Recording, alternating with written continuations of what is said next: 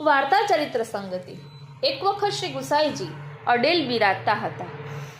તેમણે ચાચા હરિવંશીને આજ્ઞા કરી કે તમે અમદાવાદ જાઓ। ચાચાજીએ કહ્યું, મહારાજ, આપના ચરણારવિંદ છોડી હું ક્યાં જાઉં? હું આપના વિના રહી શકીશ નહીં।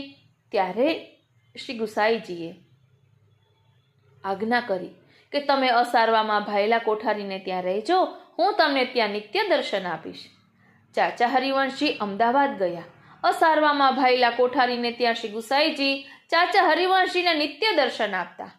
શ્રી ગુસાઈજીના બીજા એક સેવક માણેકચંદ હતા। તેઓ શરણે આવતા જ તેમણે પોતાનું સર્વ સમર્પણ કર્યું। તેમનો અંગીકાર કરી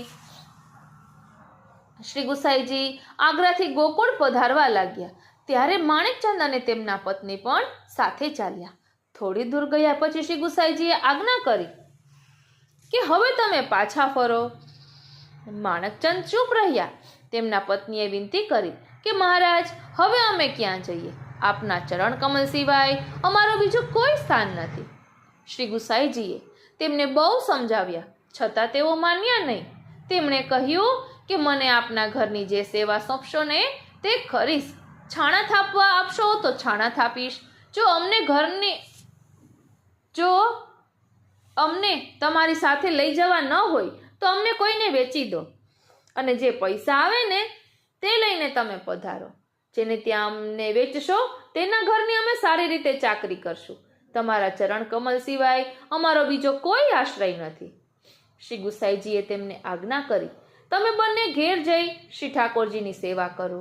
હું વ્રજમાં 5 મહિના રહું છું, તે હવેથી 4 મહિના રહીશ।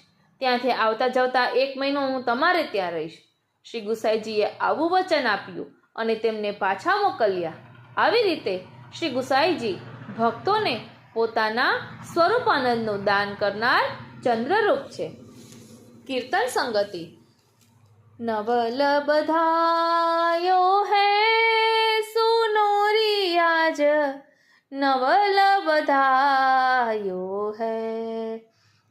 શ્રી વલ્લભ ગૃહ પ્રગટ ભયે પુરુષોત્તમ જાયો હૈ। नैन को फल लेव सखी भयो मन को भायो है। गिरिधर लाल फेर प्रगटे हैं भाग्य ते पायो है। द्वार द्वार मोतिन मणिमाला बंदनवार बांध्यो है। श्री गोकुल में घरन घरन प्रति आनंद छायो है।